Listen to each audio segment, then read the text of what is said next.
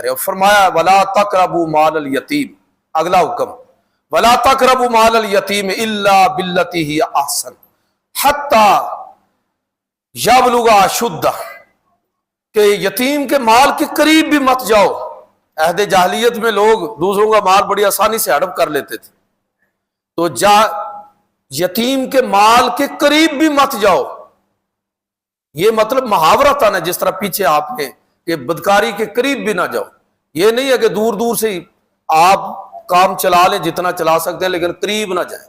قریب کا مطلب یہ ہے کہ آپ یہ تصور میں بھی نہ لائیں کہ آپ اس میں سے کوئی ایک ذرے کے برابر بھی مال آپ کھا لیں اور اپنے آپ اپنے لیے حلال اس کو بنا لیں. اس کا آپ تصور میں بھی مت کیجئے. آپ ولا تقربوا مال الیتیم الا باللتی ہی احسن، جو اچھے طریقے سے اس کے مال کو محفوظ کرنا، یہ اچھا طریقہ ہے. اس کو کاروبار میں لگا کے اس میں آپ اضافہ کر رہے ہیں، یہ اچھا طریقہ ہے. اس کی حفاظت کر رہے ہیں، یہ اچھا طریقہ ہے.